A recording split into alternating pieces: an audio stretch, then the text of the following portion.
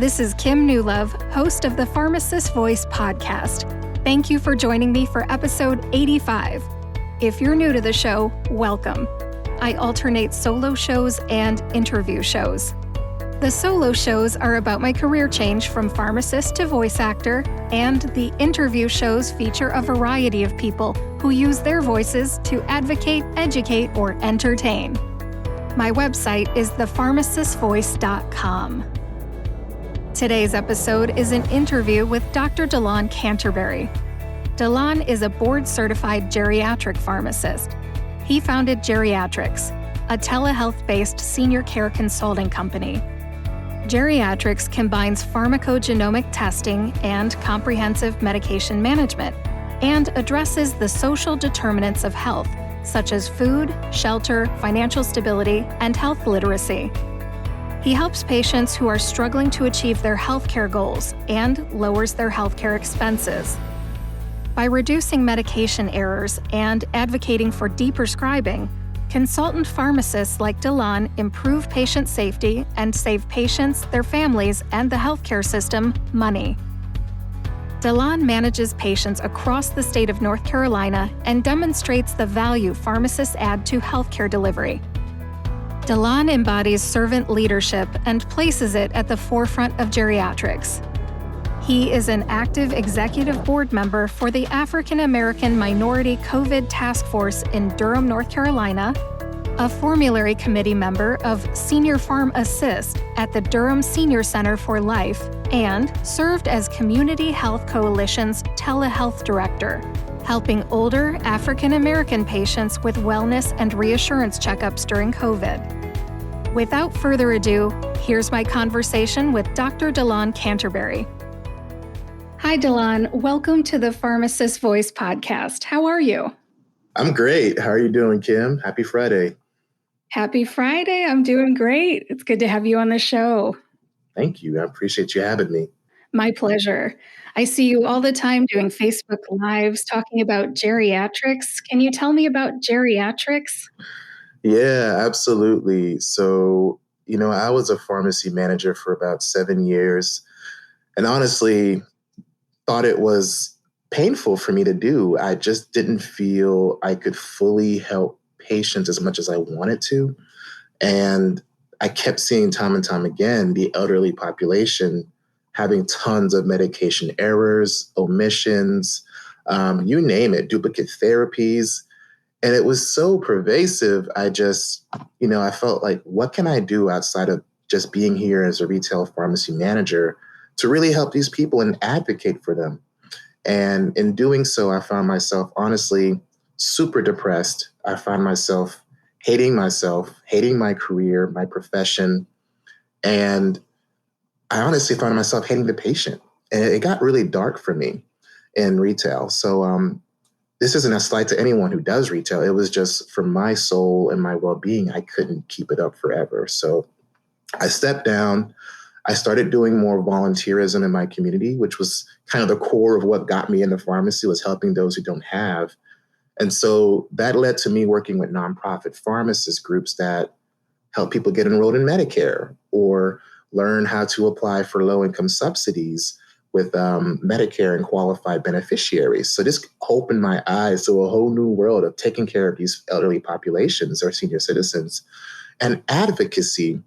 And so that kind of got my fire back, and it led me to start GeriatRx, which is a consulting pharmacist-led company that does focus on medication therapy management, but we also incorporate cost-effective approaches to reducing healthcare costs and expenses for our patients. So we use a holistic approach in looking at social barriers to care, like health literacy, finances, education. And then we incorporate that with the model of MTM, which is medication therapy management, and cost reduction. So that led me to starting GeriatRx. And in doing so, we've helped over 20 patients in the last year save over $150,000 in healthcare costs.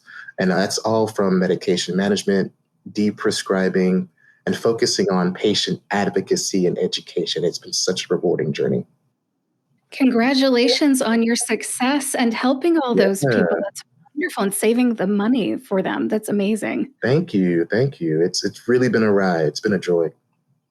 When I think about consultant pharmacists, I think they are not working within the four walls of a pharmacy. Is that true for you, or do you have an office? Well, I do have an office at home, so those are my four walls. But yes, you're right. I'm no longer confined to the pharmacy retail space. Now, there are consultant pharmacists that do that. They may contract with long-term care facilities or doctor's offices and work maybe a day or two in a week. But I strictly work from home, especially now with COVID. I'm purely telehealth focused. So my four walls are my home and my little dog that works next to me. That's awesome. Is your dog there now? She's downstairs because she gets a little loud whenever I start talking. So she might want to chime in and give her 2 cents too. Alrighty, that's cool. I did an interview with somebody with the Assistance Dogs program here locally, and her dog jumped up on her during the interview. You never know what's going to happen. Right. Exactly. Speaking about the four walls of a pharmacy, can you tell me about advocacy work that you do with geriatrics that goes outside the four walls of a pharmacy? Yeah, for sure. So our patients may come with all types of concerns and issues. And mind you, we take patients that aren't necessarily only elderly or geriatric. We take anyone that has problems managing their medications. So one of our hallmark cases was an 80-year-old sweet woman who was suffering, unbeknownst to 3 different doctors, mind you, from a pretty common drug interaction. This woman was on 36 medications. 36. Whoa. 36. And I'm talking like 3 antipsychotics, benzo that wasn't necessary. From 3 different prescribers? Yes, because she at one point was in a nursing home, and that good old clinical inertia ended up just refilling everything she was on in a nursing home. That should have been stopped. So she came home with 36 meds, and her caregiver literally described her as a walking zombie. It's something that would never leave my memory. It was awful. So they came to me wondering what is wrong with her. We've been to 3 different doctors. What can we do? And not only were we able to get her down to 8 medications, but her symptoms resolved. And we were able to educate and advocate for their behalf and say, hey, look, these meds have been overprescribed. It is causing harm. And we're seeing the effects. It's been going on for years. So that quality of life has been affected. Their caregiver's quality of life has been affected. The grandchildren can't see their grandma because they're not sure if she'll be in a good state. So it's an emotional thing that gets impacted. But I'll tell you this, Kim, it got so bad that unfortunately half of her family were trying to involuntarily commit her back into the nursing home. They didn't want to investigate whether it was the medications or not. They wanted, sadly, her assets, her home. They wanted some of her money, and they wanted to just not deal with it.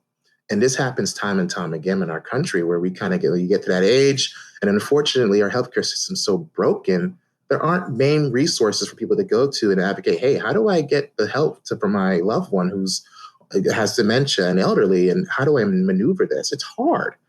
And I could see the frustration in the family. But yes, it got so bad that they wanted to, unfortunately, they went to court to settle this out. And the beauty of this case is where geriatrics came in, as we served as a medical expert for this woman's behalf. And we were able to testify and say, hey, look, Your Honor, this patient is over-medicated. She's on 36 medications. Do you guys know what the Beers list is? Like, have you heard of these interactions that are actually very likely to cause harm in this 80-year-old woman? And the case got dropped. Dropped. So the woman not only kept her house, her assets, but she got her life back. And we worked with the doctor to create a plan to taper off of those meds gradually. And she's back to normal. And it was the most rewarding moment in my career as a consultant pharmacist, as DeLon Canterbury. And it solidified that this is what I have to do. I just have to do this forever. And I'm going to keep doing that. Oh, I love a story with a happy ending. Yeah. Congratulations to you and the patient. And you must have some amazing communication skills to not only look through the list of meds, but to communicate with the prescriber or prescribers Mhm. what you felt were the issues and to listen to their concerns and work together to get it down to 8 medications. Yes. That's amazing, and to also probably talk to the patient about, how she's feeling about each one. Mhm. Tell me about that. How did that come together with talking to the patient and the prescribers to make this all happen? Honestly, it's over communicating and educating. I mean, we first started with the initial talk with a cursory glance and got to know the patient intimately. It's not just, all right, here's your stuff, let's go. You got to start with trust. You got to start from an angle of empathy and understanding, hey, this has been frustrating. I know y'all are going through court, you got an ugly family battle. Besides that, what can I do to support you? And you're coming with the angle of, no, pharmacists don't just do XYZ. We can go above and beyond. And so it started with trust, and then it started with just over communicating and letting people know, hey, look, this is where the evidence is. This is what I believe is happening. And communicating that to the doctor was honestly a joy because they were all on board because they didn't know what the issue was either. So it didn't come as if a pharmacist is coming in telling you what to do and go forth and just do what I say. But we had an open discussion and we also had continuous follow-up. So we started, and in fact, because this was early on in COVID, I actually, after the court battle was dropped that very same week, we went to the doctor's office together. So not only did I have that review and my healthcare action plan developed, but I created copies for the doctor's office so we can come on in and then they update their med list right there and then. So we could just do that. So they did that for 5 minutes and then they went through each recommendation. Said, okay, let's talk about this. What do you think, Dr. Canterbury? And there doesn't have to be a, well, what does the patient say? What does it want? Because we've already established that rapport and we already came up with a plan together. Everything we do is together. There's no one person says it all. So if I come up with a plan, it's discussed with the patient. The patient either says no, or they agree, or they want to tweak something, and we do that. And then we go to the doctor's office together and say, hey, look, this is what we came up with, and let's continue the dialogue. So it was refreshing to see, one, the acceptance. So that was good. Two, there was a question about something, a recommendation that wasn't as, ideal at the time now. They just said, okay, we'll just do it later. And it wasn't really any pushback. So seeing that collaborative relationship between the doctor, the physician, and the patient, and that team-based approach is the key focus of geriatrics. And I believe that's the key focus in really changing healthcare as a whole, honestly. What I heard you talking about were 2 items: deprescribing, going from 36 down to 8, Yes. and also I had heard during the first part of the story a transition of care. There Yes. was originally a nursing home involved, and there were some medications that were not discontinued. So maybe that's even another prescriber, right? Mm-hmm. Absolutely. Yes. Tell me about how often do you get a patient who's going through a transition of care? So it doesn't happen with every case. But what I'm finding at the crux of most of these issues is an incomplete medication review. There hasn't been a thoroughly assessed chart review or medication review. And I'm finding several herbal products in use that aren't on records and they're causing issues that the patient doesn't know why and the doctor doesn't know why. And so they end up piling on new meds to treat something that could have been prevented.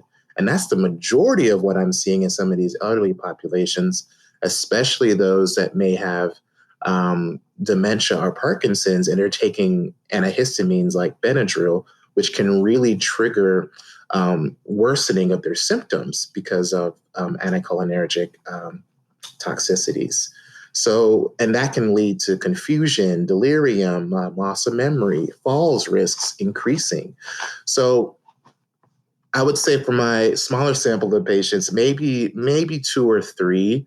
I actually have a chronic kidney disease patient who has a nephrologist that, to put it lightly, hasn't been the most caring. So there are some times where I'm seeing really super therapeutic doses, And it's just not making any sense to me because, you're a nephrologist. This is something that's kind of in your ballpark. And this patient is very sensitive. And unfortunately, that leads to some lab values being out of control. Even when they're on dialysis, it's like you shouldn't be off of dialysis and still having issues. So trying to be that unifying bond between primary and specialist physician can have its challenges, but that has been integral in making this work for geriatrics. Thank you for sharing your experience. I understand you were a pharmacy manager early in your career, and now you're working full-time with geriatrics, right? Yep, that's right. How did you make the transition? Was it all at once, or did you go from full-time to part-time? What was your experience?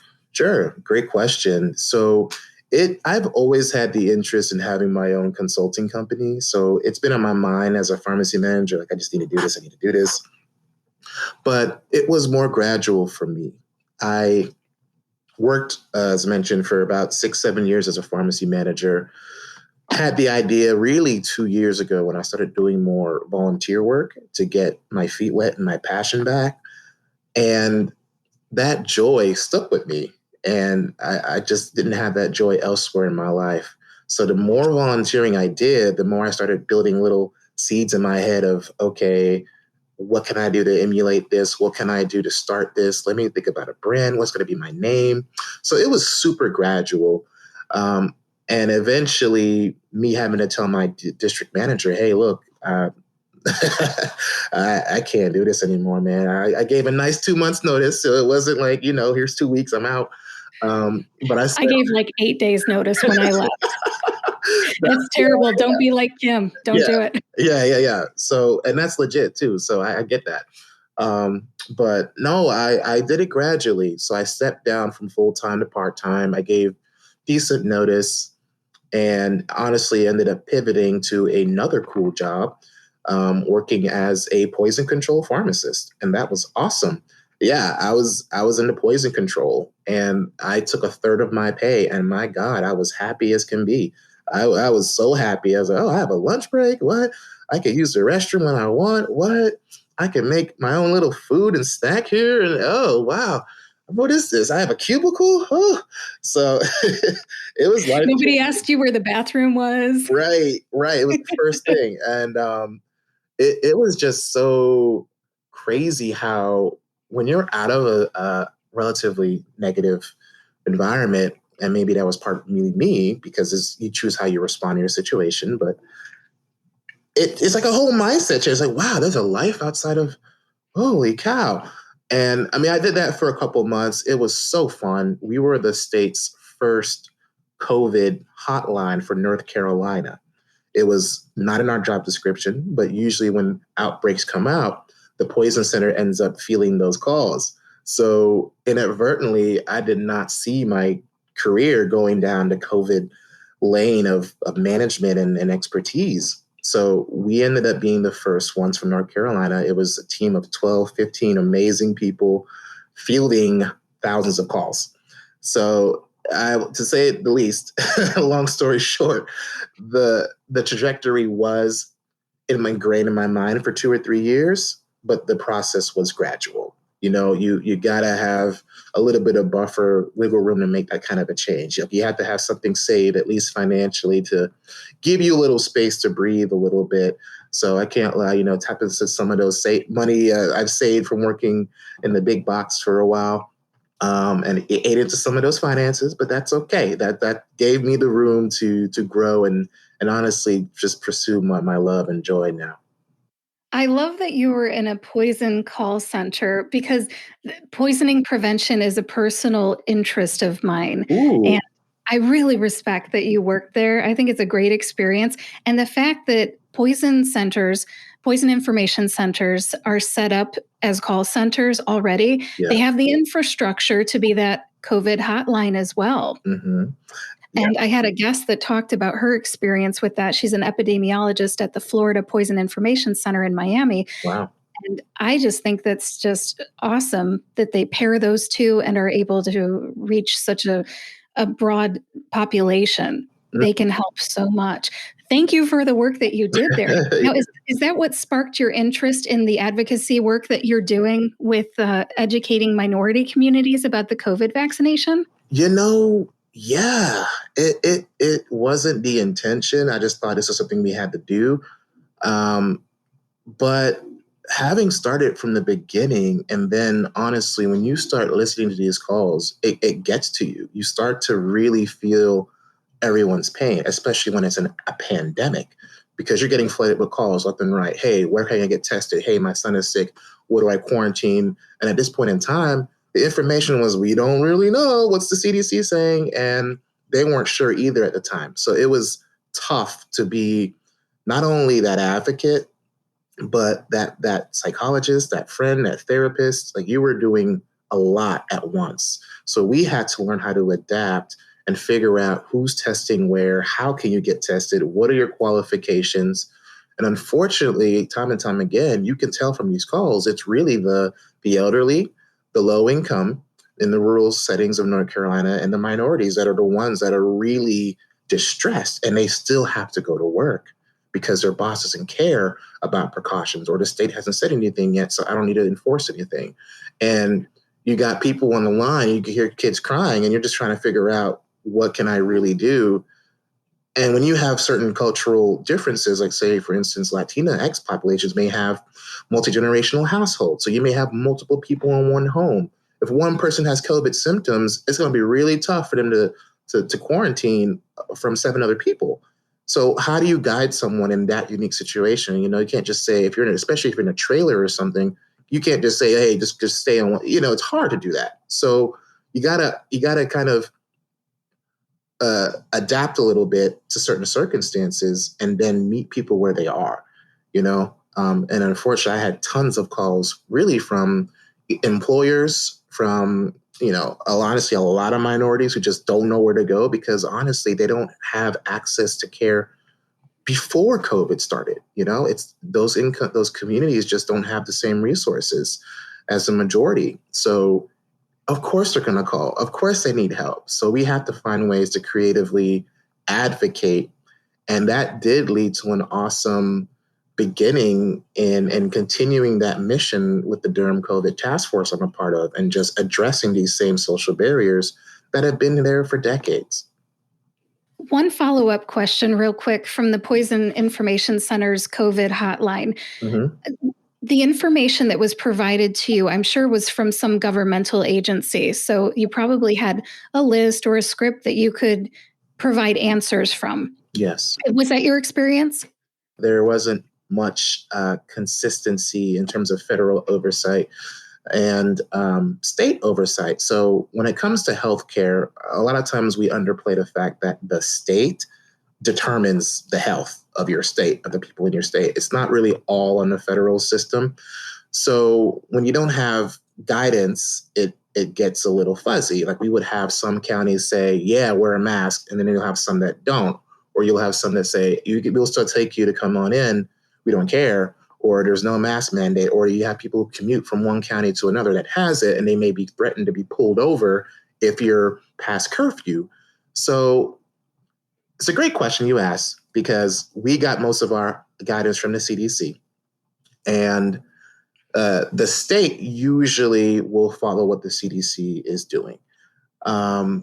It gets fuzzy when we start talking about county lines and different regions in the state. So yes, a lot of it came from CDC triaging. So we were talking about temps, shortness of breath, the usual hallmark symptoms. And this was before we were talking about loss of taste and loss of smell. But yeah, there was guidance. So we were following federal guidance and state policies. If we can enforce it, that's a whole nother question. All right. Well, thank you for sharing what your experience was. Yeah. Now, going back to, I guess, kind of like a timeline, you were a pharmacy manager, then you were working at a poison information center. When did you stop working as anything other than a consultant pharmacist? When did you go 100% all in to geriatrics? Right. So it was actually 4 months into working at the poison center. I got fired during COVID. So yeah, it was an amazing job, amazing experience. From the Yep, Poison Information Center, you got I let go? yep, sure did, sure did. So got fired, and that led to me kind of just going back and resetting what I want to do with my life. And it was literally the week. I actually got fired 2 days after my birthday. And within that next week or two, I ended up moving back to Durham and going full time. So I was still part time with my company, Big Box Pharmacy, and ended up picking up a few shifts. At that time, it was all full time. It was full time consulting work that entire summer. Mm-hmm. DeLon, I just have to stop you for a second and ask, Mm-hmm. how did you lose the job at the Poison Information Center? You said you got fired. Mm-hmm. What's the story there? Yeah, fun times. So, we were working 100-hour, 120-hour weeks at the height of the beginning of COVID. We're talking 12, 15 people taking thousands of calls a day. I mean, there were times where I had records of 100 calls in an 8-hour shift. And it takes a toll on you. It got so bad that we had to recruit pharmacy students and nursing students to help out and train them at the same time, all while not in our job description. So in doing so, we amassed tons of hours. After the height of this, I ended up coming in after my weekend, and I dozed off at my workstation for 5 minutes and 46 seconds exactly.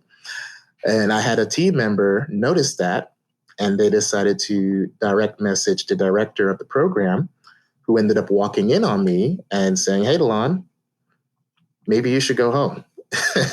Waking me up, So not even asking, how am I doing? Are you okay? No, none of that. It was just, you should probably go home. And I come back to my office the next day, all my books were gone, and they decided to terminate me after working hundreds of hours of overtime in addressing the COVID pandemic. Well, that stinks, and I'm sorry that happened to you. Yeah. But when a door closes, a window opens, some phrase like that, right? Yeah. What happened after you left that job? Did you go work as a part-time pharmacist somewhere, or did you go all in at geriatrics? I went all in, and mind you, I was still part-time with my company, so I was still able to pick up a shift or two as needed, just to maintain myself. But I went all in. So, at that time, I had a website made. P.S. Guys, if you're starting a business, do not get your website made first. Do that later. I swear to God that you don't need to spend all that money for it. Just sidebar. But I would focus on getting a website, working on marketing, getting my logo out, making content. And yeah, I went in full time, and I picked up maybe, just enough shifts to cover my rent and call it a day, and my expenses. So that, it's generally about 40 hours a month. And I'm thankful I don't necessarily have like a lot of other obligations. And thank God student loans are deferred right now because of COVID. So I was full time. Yeah. Because you're an entrepreneur and you have total control over your schedule right now, except for the patients that you already have scheduled. Mm-hmm. I understand you've been doing some volunteer work. Can you tell me about the volunteer work? And maybe, I think there's a board position, and is that right? Yeah, absolutely. So I love this question. So because this is really the core of who I am before pharmacy even was a thought for me, and it's service. And I have, in finding my joy and passion, I started volunteering at some places.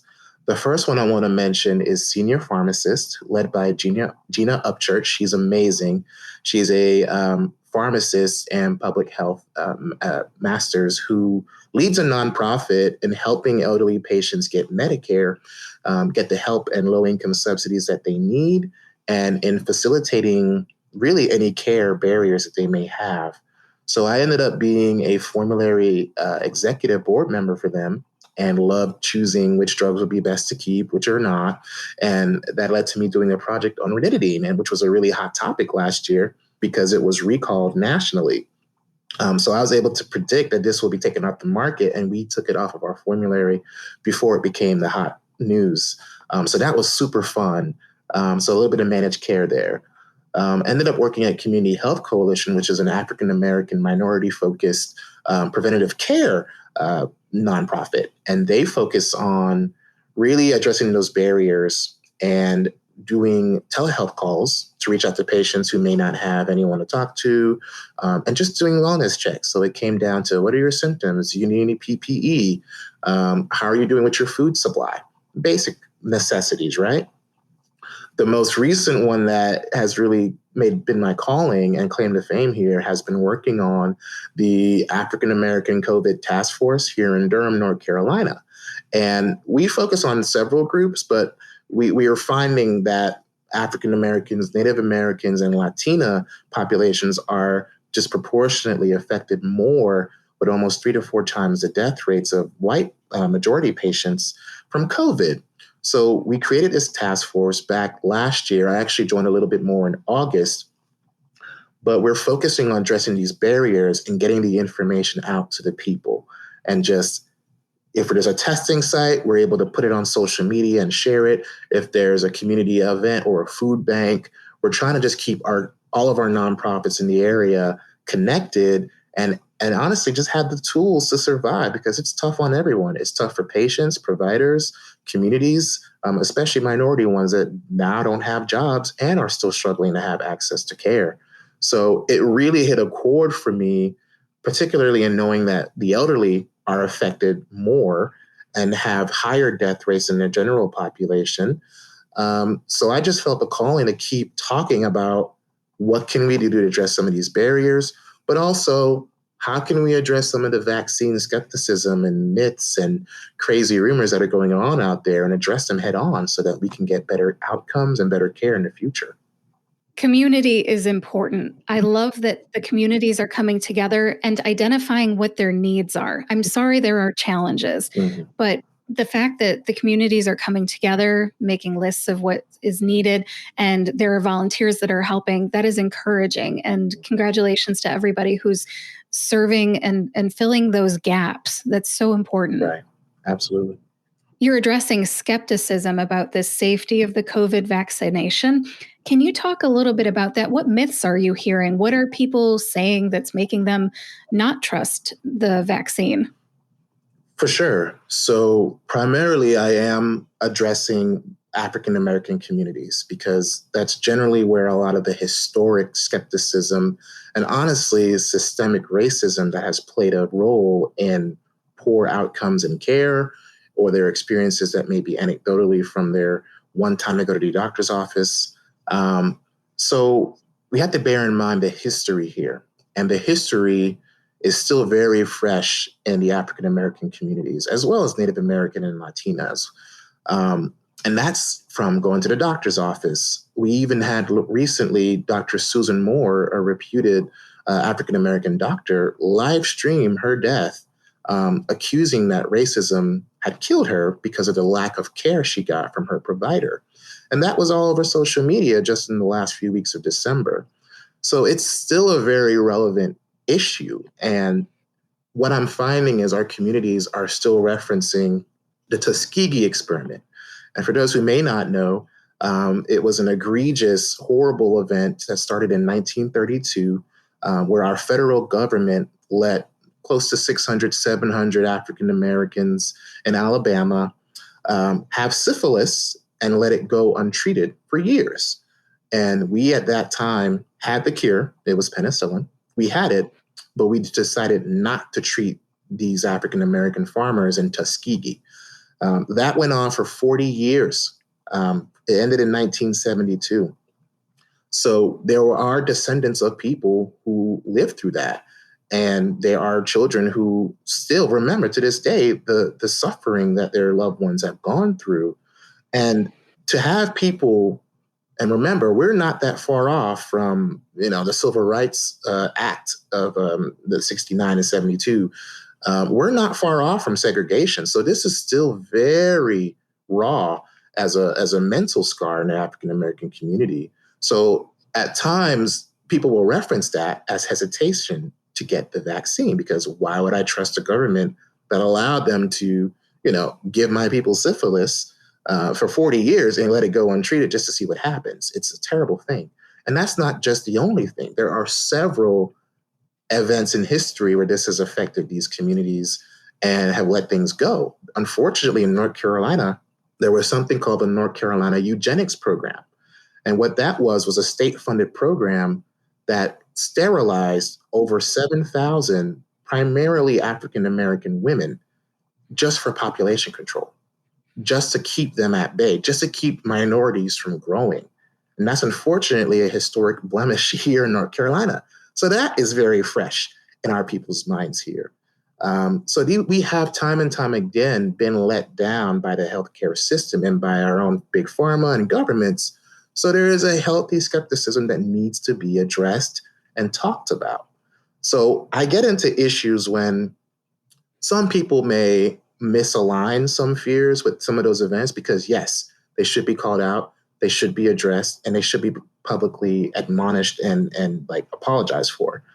But when you start comparing a global pandemic to maybe, and I'm not going to say a one-off event because that really downplays the entire experience, but to say the entire world is out to make sure that more Black people are hurt, in a sense, this is a really rough downplaying of that, but it's an example. It can really misconstrue and really affect people's trust. And when that happens, you're not going to get a vaccine that could save your life, even though you're high risk, even though you're diabetic, because you still don't trust the system. And so you have to meet people where they are. You have to speak candidly and openly and talk about those horrible things and then show, okay, that was that. But let's look at what's going on today. Let's look at how this pandemic is ravaging across the entire world and killing not just Black people, not just Latinos, but all of us.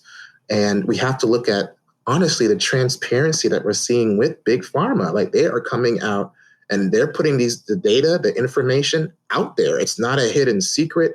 It's not like just kept for the privileged. It's out there. We even have gone as far as to have Dr. Kizzmekia Corbett lead the charge in helping to create the Moderna vaccine. And that is a Black woman who's also a Tar Heel, may I add, because I'm also a Carolina fan. I'm a Tar Heel as well. So I got to shut that out.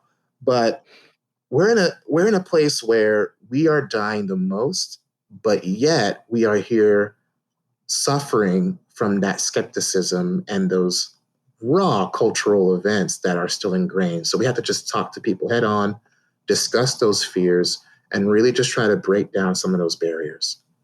I appreciate how you're using your voice to educate minority communities about the safety of the vaccine. Now, there's a lot of pharmacists and healthcare professionals that listen to my podcast.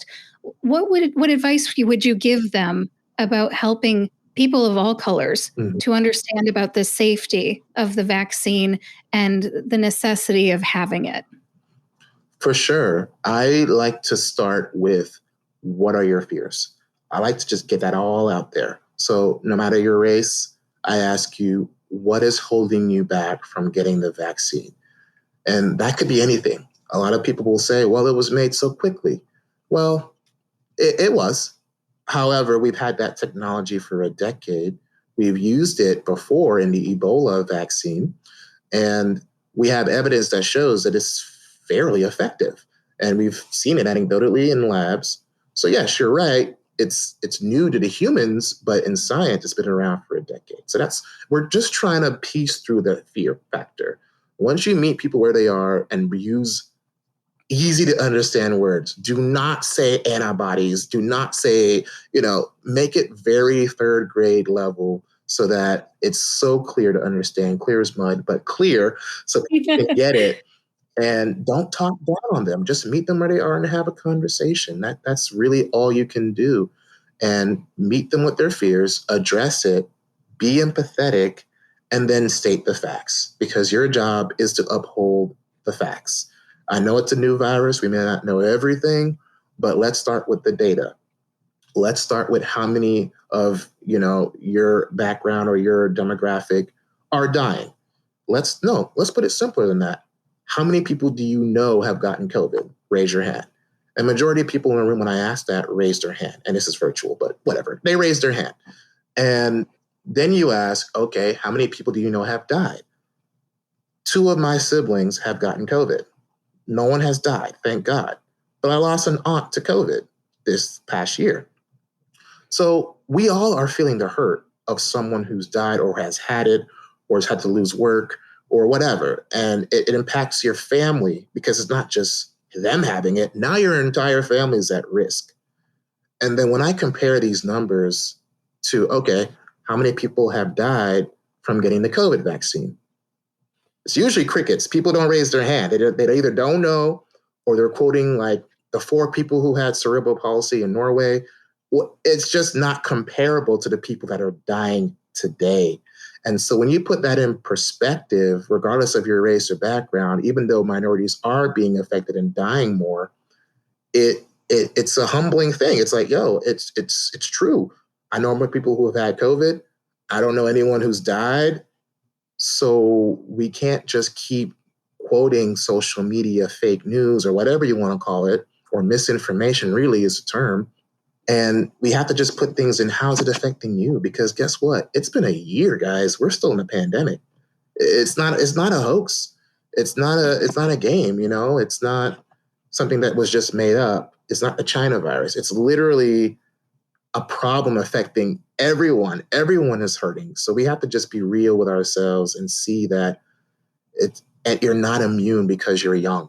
You're not immune because you're healthy as an ox. I've seen healthy people taken down by this thing, and it's ugly. So again, your question, not to belabor the point, is simply meet them where they are, be empathetic, and address those fears that they have, because everyone has questions. You should have questions. You should be asking the right questions to get the best information. Excellent points. Well made. It sounds like because you are a consultant right now and you do not work within the 4 walls of a pharmacy full time, you're kind of speaking from a community situation, talking to people in groups. Mm-hmm. I understand you've talked to folks at churches. Mm-hmm. Is that right? And you've been on the news. Can you tell me about your experience communicating with them? Because, some people listening to this might be community pharmacists working at a big box store, or maybe even a hospital pharmacist. So you've had some different opportunities. I'd like to hear about that. Yeah, for sure. So it's so fun being on these community panels and really getting the concerns straight from the people.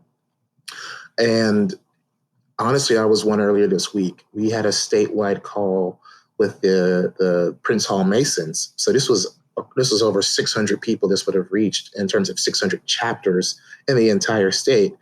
And you get everything. You get everything from the conspiracy theories, like, am I going to grow a third leg? You get everything from, is this made from, killed fetuses? Is this, what is in the vaccine? And that was actually one I was surprised to get. I was like, do you want me to give you all the details? Like, do you want to know the salts and the preservatives? And do you really want to know all that? Like, would it make a difference? But it's humbling because these are the questions that we as healthcare professionals think are like super easy. And like, oh yeah, sure, this is it. But it really overlays why there's so much skepticism. I've even had someone ask me, how do I know that the vaccine I'm getting is the same one that Obama got or the same one that our presidents got? Or how do I know it's the same one? Like, when you open the box, is there one for Black people? Like, that's an exaggeration, but that's something I've been asked. Like, is there a separate one for the actual doctors and one for the lay public? Because that is the level of deep-rooted systemic racism, and it needs to be called out, that leads to this way of thinking. It's not all just, oh, they're ignorant, they don't know. They have history. We all have history.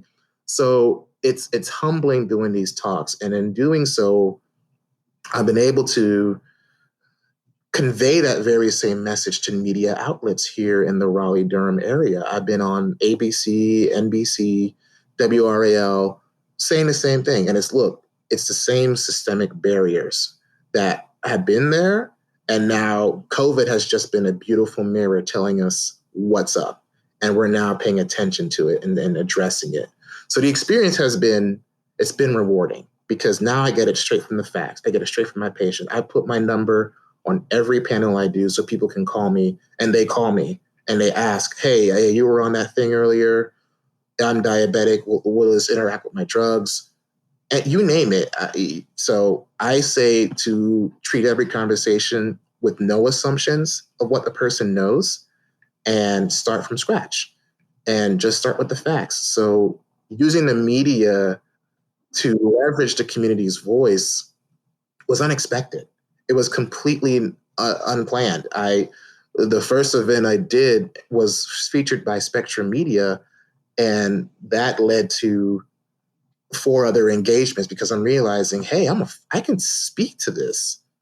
I can not only break down the complex vaccine immunology to people, but I can also relay what the people are saying to the media so that the media can be used to at least inform more people that, 1, there are people addressing these topics, 2, don't be afraid to ask those questions, and 3, now we have a pharmacist using their voice outside of what we would traditionally do, and it's fulfilling to know that I'm advocating for people's benefit.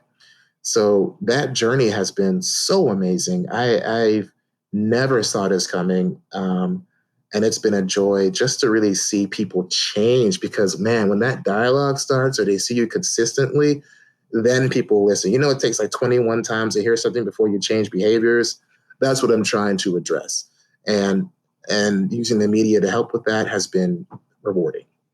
Thank you for all of the work that you're doing. I think it's amazing. And I will put in the show notes links to your appearances. Thank you for providing those to me. I believe you emailed them to me already. Sure. It's great. Yes. So if you want to hear more from DeLon, check those out. One other thing that I want to bring up, and I know that branding is a huge thing right now, and I'm not going to specifically talk about geriatrics or, your brand there, but you personally, you are a communicator. You use your voice in a variety of ways. And one thing that we haven't talked about yet is how you developed that. I know you have God-given talent, but you are also pursuing more training through a certain group. And I would love it if you would talk a little bit about just this brand of you being a great communicator, how it started and where you're going with it. Yeah, thank you, Kim, for asking that, honestly. Because I could say this, I never thought I was an excellent communicator. I still struggle with that. My girlfriend still tells me I suck at it. So I'm working on that piece. But what I've learned to do is say no to that fearful voice in my head that says, yeah, I'm not the one, I can't do it. That little nagging voice of we're not worthy, you're not that pharmacist. And I said no. And what I started doing was just doing things I don't normally do. And one of those projects was working in my local Toastmasters group. And Toastmasters was honestly introduced to me by another pharmacist who was a couple years above me, who I've been very close friends with and a bit of a mentor as well. I'm finding that Toastmasters is giving me a little more structure to how I may convey my points, to how I speak publicly, to how I may use inflections in conversations and strategic pauses. And it's awesome. I mean, it's such a supportive group of people who are doing great things. But it was, 1, surprising how easy it was to network with people.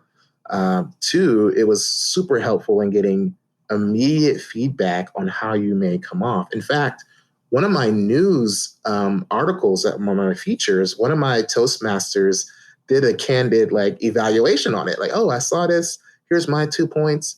And so I'm building these skills in having these relationships for honestly a low cost subscription. It's awesome. And then you could choose what pathway you want to learn. Do you want to be a dynamic speaker? Do you want to be a motivational speaker? Do you want to use humor? Do you want to be driving a team? There are different pathways you could choose in Toastmasters to build your skill set that's best for you. I've been working on becoming a dynamic leader, a speaker, and just meeting with them every 2 weeks has been so rewarding. So that was one thing that has super, super blown up my confidence in being able to speak and being able to connect with people a little more intimately as well in conversation. So that, and believe it or not, doing Facebook Lives has been a tremendous confidence booster for geriatrics. So generally I would do 2 or 3 Facebook Lives a week, and I would just force myself. In fact, one of my coaches said, "DeLon, you love doing this speaking stuff. Just keep doing it." I was like, "Well, I don't know. I don't want to do lives. I don't like social media. I don't like, that's a little voice." And he told me, "No, shut up and do it." And that was what it actually started out as. In November, I did a 30-day challenge of doing a live every day, or at least every other day. And by the second week, it was just natural. It was just so easy because the first time you're always fearful and you just don't believe in yourself and what content am I going to use? And you just do it every day. And again, you change your habit, you get more comfortable. And it's changed my life. It's changed my reception. It's changed how my audience interacts with me. It's changed how patients reach out. It's giving credibility to what I'm talking about. So it's all paying off, even though in the moment I was scared and afraid and didn't think it was even working. You definitely use your voice well, and you are a storyteller. Whenever I watch one of your Facebook Lives, you usually have some sort of a story to illustrate your point, your reason for being on there. I think you're above average, and you and I actually met, I believe, on LinkedIn, and we connected over Toastmasters of all things, not just being pharmacists, but I think you contacted me and said, "I'm going to my first meeting. I'm going to be the timer." And I thought, "Oh, I don't know if that's what the first role I would pick."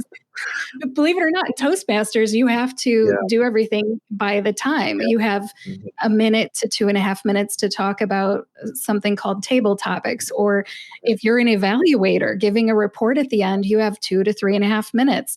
It teaches you to be concise. Sometimes, like with you being on camera with all these reporters, you often have a limited time to get your point across, right? Yes. In fact, I watched one of your reels that you sent me, and the reporter said, "You have 15 seconds. Any last words?" And I was like, well, I bet Toastmasters comes in handy with something like that. I don't know if you were prepared, but anyways, feel free to comment on that. No, and especially when you're on the news, you're talking about 30-second segments here. You have to get it all out in a very short span. So quickly assessing what is important to talk about, really quickly summarizing what you said, and then making it easy to understand all in a moment's dime, a drop of a dime. It can be challenging. But again, that's what Toastmasters is for. You practice. It's candid. It's informal. Well, it's formal, but it's not like you're going to school and taking a test. You're just being yourself, and you're learning how to talk confidently, speak confidently. Yeah, that definitely comes into handy. So I can't thank Toastmasters enough for introducing some of those practices in me. Would you recommend Toastmasters to pharmacists? I highly recommend it. Just one to challenge yourself and do something different, but honestly, it's just helpful. It's been helpful in my confidence. It's been helpful in learning how to get some of those filler statements out, like the ums and the ahs and the so's. And really, it's only going to help you become a better communicator. So I think it's fully 100% valuable, and I would do it again. And I'm going to keep doing it as a part of it. Yep, same here. We'll have to hold each other accountable because those pathways you were talking about, they have a beginning and an end, and I'm somewhere in the middle, and I know you are too. So we'll just have to bug each other. Where are you at? I'll need some help with that too. Yes, it can be hard. You get busy and you attend the meetings and you take on a role, but every once in a while you need to sign up for a speaker slot.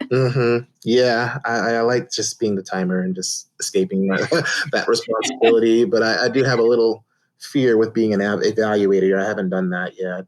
That's going to take some practice as well. But again, fear is that part of you that you can control. So I'm just going to do it and get comfortable.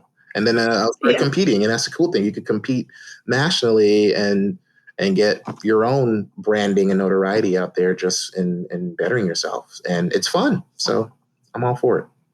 Well, as we wrap this up, is there anything else you'd like to talk about? Any websites you want to mention? Well, if you're interested to learn more about me, definitely check out GeriatRx.org. GeriatRx as in x-ray.org. I focus on deprescribing medication management and addressing social barriers to health that affect outcomes in our patients. I really believe that pharmacists are so valuable. I feel like we still aren't fully practicing at the top of our license. And for those who may be wondering how to take that leap, talk to people, talk to Kim, talk to me, talk to other pharmacists, connect on LinkedIn, start a dialogue, and don't be afraid. Don't let fear overcome your unhappiness. If you're unhappy with where you are, make that change, make that leap, whether it's gradual, which I probably recommend gradual, versus just fully jumping in. Don't be afraid to ask. And pharmacy is changing. And I know sometimes we see it's completely hopeless, because I was hopeless. I hated my life. I hated my job and my patients. It took me a while to even say that publicly. So I want people to feel that joy of reigniting their passion with themselves, and it could be outside of pharmacy. This doesn't have to be all pharmacy related. What do you love to do? And talk to that person who's good at it and build a rapport. So don't let fear dictate your next 10 years, 5 years, 2 weeks, that next paycheck either.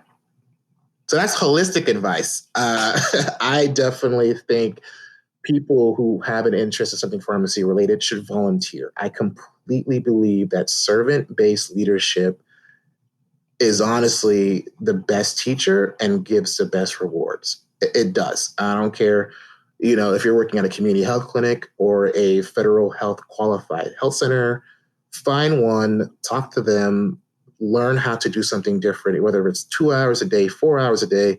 People are open to having help. So if you want to do something different, volunteer yourself, do it, and pull the trigger on your happiness.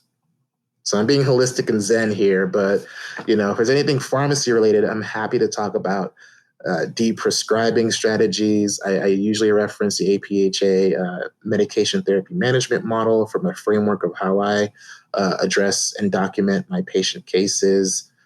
I'm highly recommend people get involved with the American Society of Consultant Pharmacists. If you're interested in taking that leap, I think it's an amazing network of people, and you'll have a database of not only jobs, but other consultant pharmacists in your area. So I think getting involved with those organizations can be super helpful for your growth, and do something that makes you uncomfortable until you love it. It's my final words. Awesome. Thanks for all the advice, holistic and pharmacy related. That's awesome. Sure. It's been a pleasure, absolute pleasure having you on the show. And I look forward to staying connected. Yeah, likewise, Kim. This was really fun. And I'm so glad and proud of the work you've done, because I've been listening to you before I even knew you. So you're one of my role models out there too. So I appreciate all you're doing with the Pharmacist Voice. My pleasure. Stay connected, especially so when you start your podcast, you've got a podcasting buddy you can talk to. I will, for sure. All right. Have a great weekend. You too. Take care. Thank you for joining me for episode 85 of the Pharmacist Voice podcast. Please visit thepharmacistvoice.com to subscribe and read the show notes.